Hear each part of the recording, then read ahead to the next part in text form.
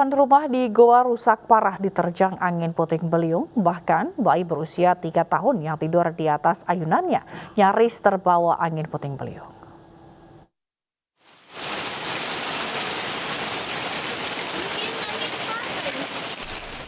Hujan deras disertai angin puting beliung menyebabkan puluhan rumah di Desa Bontoala, Kecamatan Palangga, Kabupaten Goa, Sulawesi Selatan, porak-poranda.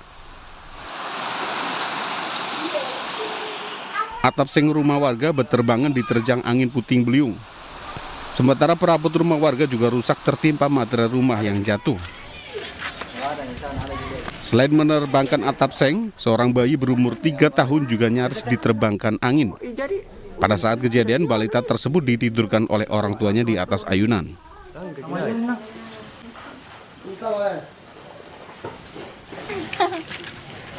Berapa umur? Iya, untuk cepat Tapi foto-foto dulu ya. Beruntung orang tuanya berhasil memegang anaknya, sehingga angin hanya menerbangkan ayunan bayi hingga tersangkut di tiang atap rumah. Nah, padahal jauh, tidak ada laut. Korban Iya, ada semua. Dari anak cucuku diterbang di atas sengkas yang diayung, kipas diayung anak cucuku itu. Oh, sempat terbang ibu deh. Iya, di terbang ini anunya apa sengnya sama balok-balok. Oh, sama baloknya ibu deh. Iya, sementara diayung ya anak, sementara diayung itu kasihan cucuku. Warga berharap pemerintah Kabupaten Goa segera menurunkan bantuan serta tenda-tenda darurat untuk ditempati warga sementara sambil memperbaiki atap rumah mereka yang rusak parah. Dari Goa, Sulawesi Selatan, Julius Vin, iNews melaporkan. Petugas dari Badan Penanggulangan Bencana Daerah Kabupaten Tabanan kesulitan mengevakuasi bangkai ikan paus yang terdampar di Pantai Pasut, Tabanan, Bali. Diduga paus sudah mati lebih dari sepekan.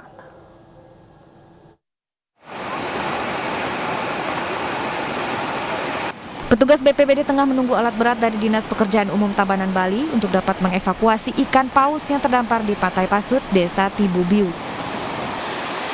Rencananya ikan paus ini akan dikubur dengan sebelumnya dipotong terlebih dahulu dengan menggunakan alat berat. Pasalnya ikan paus panjang 7 meter ini tidak bisa dievakuasi secara manual. Diduga ikan paus terdampar akibat cuaca buruk yang belakangan ini terjadi. Ikan paus juga diperkirakan telah mati lebih dari sepekan. Dan kita sudah koordinasi dengan Dinas Lingkungan Hidup tadi bahwa ikan ini memang dilindungi lah ikan paus gitu ya. Nah, kenapa matinya itu? Kita diperkirakan fenomena alam sekarang. Ya, fenomena alam ya, karena kemarin kita juga di Sanur itu ada dugong yang mati terdampar di pinggiran pantai Sanur. Kita perkirakan itu ini efek iklim ini, artinya cuaca yang kurang mendukung di tengah laut mungkin habitatnya terganggu. Cuaca hujan dan air laut yang pasang sejak Senin siang membuat evakuasi manual tidak mungkin dilakukan. Rencananya ikan paus akan dikubur hari ini. Dari Tabanan, Bali, Made Argawa, iNews melaporkan.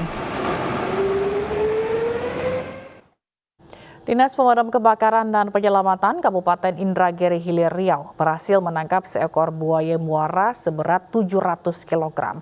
Buaya ditangkap karena memakan tangan warga yang sedang mencuci di sungai. Jangan, habis tombak kita, Dek. Wah, masih melawan. Ya pecahkannya. Sini, Pak. Bisa. Belum, Mas. Belum. Mundur, Kak. Tombak. Lapas.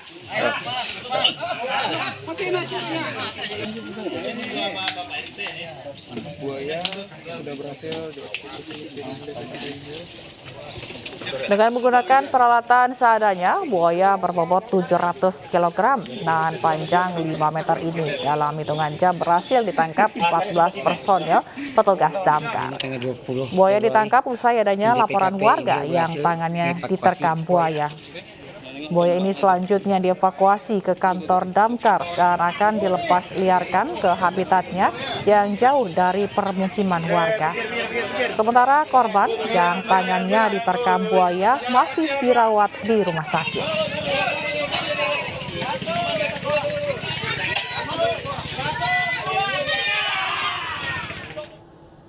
Tak terima terjaring razia tertib masker, seorang sopir mikrolet naik pitam dan mencoba kabur hingga nyaris nekat menabrak petugas Satpol PP di Jalan Percetakan Negara 2, Johar Baru, Jakarta Pusat.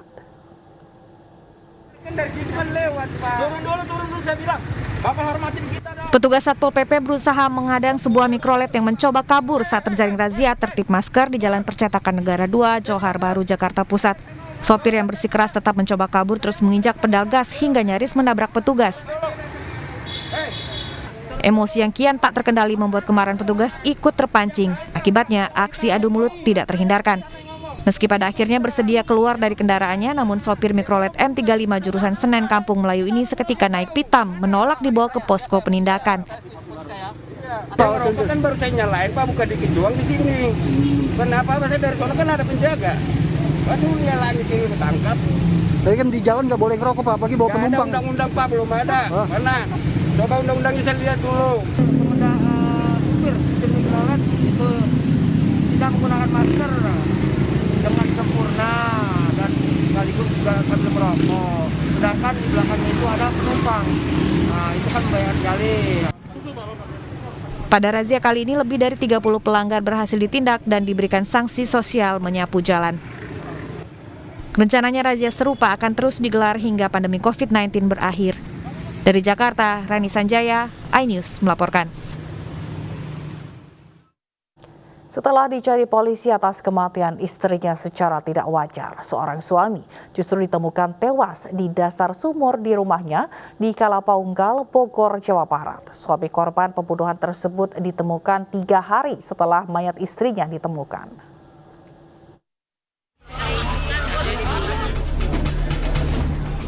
Warga Kampung Kembang Kuning, Kecamatan Kelapa Nunggal, Kabupaten Bogor, Jawa Barat kembali digemparkan temuan mayat pria di dalam sumur di rumahnya.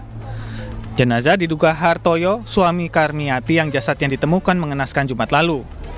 Warga sempat curiga mencium bau menyengat dari rumah yang tersegel garis polisi.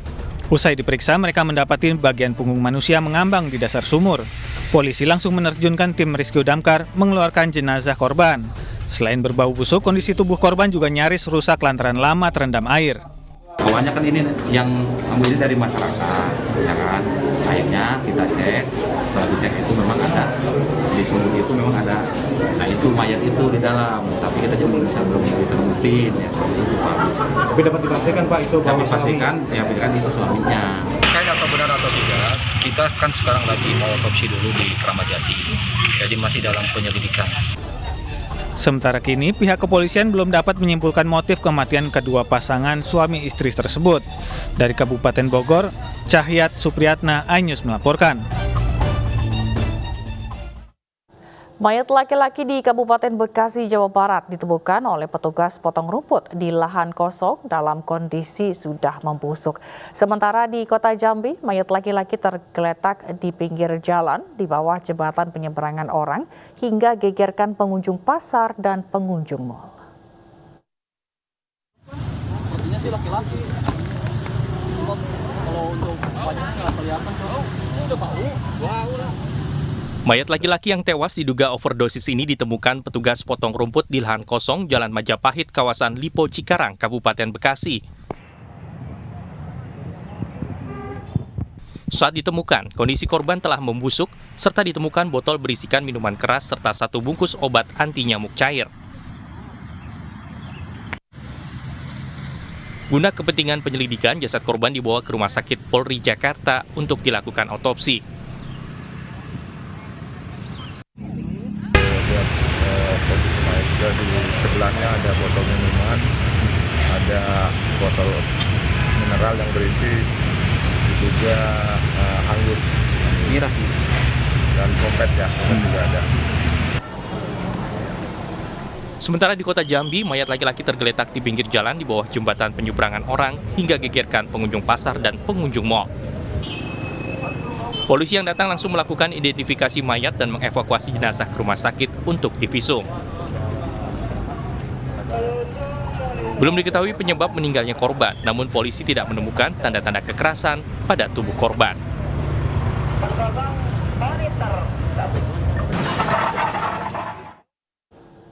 Baru 6 bulan keluar dari penjara dalam kasus serupa, 2 residivis narkoba kembali diringkus polisi. Kedua pelaku berhasil ditangkap setelah kehabisan bensin saat dikejar polisi. Dan dari tangan tersangka, petugas menyita 51,69 gram sabu. Yendi? Iya, nah? Iya. Ini. Lepas batang. Udah. Kamu lari dari sini. Kamu lari dari sini. MZ dan AH residivis narkoba diringkus tim Opsnal Satres Narkoba Polres Lombok Timur di wilayah Kelayu Selatan, Kecamatan Selok, Lombok Timur. Penangkapan pelaku berlangsung dramatis. Polisi sempat melakukan aksi kejar-kejaran dengan kedua pelaku. Namun naas di tengah jalan tiba-tiba motor yang digunakan pelaku mogok karena kehabisan bensin dan salah seorang rekan pelaku yang dibonceng lari ke tengah sawah dan membuang barang bukti. Pelaku pun tak bisa mengelak saat ditunjukkan bungkusan plastik berisi sabu yang dibuang di tengah sawah. Kedua pelaku bersama sejumlah barang bukti berupa sabu seberat 51,69 gram, ponsel, dan 1 unit motor yang digunakan pelaku untuk melancarkan aksinya dibawa ke Mapolres Lombok Timur guna penyelidikan lebih lanjut. Kedua terduga pelaku ini adalah residivis karena tahun 2019 kedua orang ini sudah kami sempat lakukan proses terhadap kasus yang sama, narkotika, divonis 4 tahun penjara. Kedua pelaku merupakan residivis kasus serupa tahun 2019 dan keluar dari penjara awal tahun 2021 karena mendapat asimilasi pembebasan bersyarat. Atas perbuatannya, kedua pelaku dijerat dengan pasal 112 dan 114 Undang-Undang Nomor 35 Tahun 2009 tentang narkotika dengan ancaman pidana penjara seumur hidup atau pidana penjara paling singkat 6 tahun. Dari Lombok Timur, Ramli Nurawang, iNews melaporkan. Badan Nasional Penanggulangan Terorisme mengungkap strategi baru penyebaran terorisme di Indonesia. Organisasi masyarakat Islam disebut-sebut menjadi salah satu sasaran sebaran paham terorisme.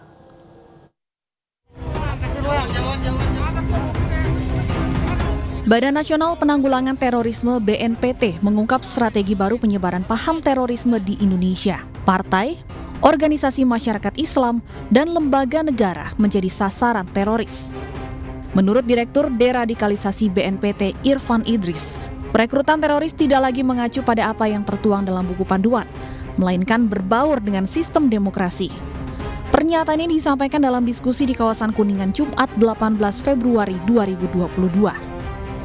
Majelis Ulama Indonesia menilai BNPT kembali membuat gaduh.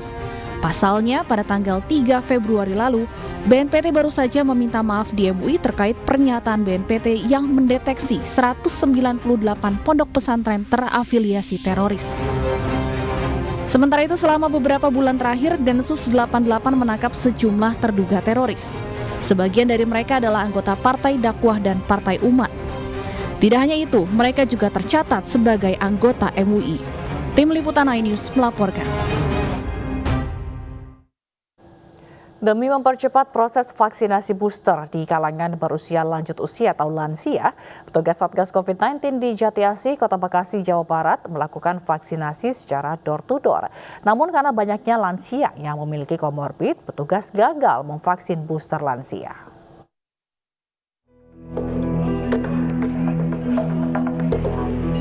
Satu persatu rumah lansia didatangi dan dilakukan pengecekan kesehatan oleh petugas Satgas RW 4 dan Satgas COVID-19 Kelurahan Jati Kramat, Jati Asih, Kota Bekasi. Namun, banyaknya warga lansia yang menderita penyakit komorbid membuat petugas medis Satgas COVID-19 gagal melakukan vaksinasi. Sedangkan lansia yang dinyatakan sehat langsung dilakukan suntik vaksin booster oleh petugas medis. Vaksinasi secara door-to-door ini dilakukan untuk mempermudah warga terutama yang berusia lanjut usia. Terima kasih. Kebetulan di lingkungan RW 04 sedang ada kegiatan vaksinasi untuk lansia. Kita laksanakan jemput bola door-to-door kepada warga. Karena dari sekian manula banyak yang terjangkit penyakit bawaan dan juga banyak masih ada tekanan darahnya masih tinggi. Sementara pemerintah Kota Bekasi melalui Dinas Kesehatan menyediakan 30.000 vaksin dan menyiapkan titik vaksin bagi lansia. Dengan melaksanakan sistem jemput bola untuk memastikan daftar warga lansia yang sudah tervaksinasi bertambah. Dari Bekasi, Jawa Barat, Rahmat Hidayat, iNews melaporkan. Kepala Staf Angkatan Darat Jenderal Dudung Abdurrahman menjenguk komedian Tukul Arwana. Komedian tersebut menderita stroke sejak September tahun lalu.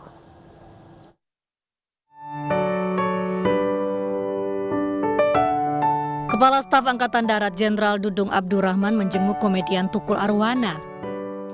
Usai menjalani operasi, kondisi komedian Tukul membaik dan dapat merespon kunjungan Jenderal Dudung. Dalam kesempatan ini, Jenderal Dudung berusaha mencairkan suasana dan sesekali menunjukkan video yang menghibur Tukul. Tak jarang senyum dan tawa pun keluar dari wajah Tukul yang tak dapat menutupi rona bahagia. Sesekali Jenderal Dudung memanfaatkan momen kebersamaannya dengan memberikan pijatan ringan kepada Tukul. Usai mengalami pendarahan otak September tahun lalu, Tukul Arwana kini berangsur membaik. Kehadiran Jenderal Dudung sebagai bentuk solidaritas dan memberi semangat kesembuhan. Kementerian Agama mengeluarkan surat edaran mengatur penggunaan pengeras suara di dalam masjid. Kami akan kembali sesaat lagi.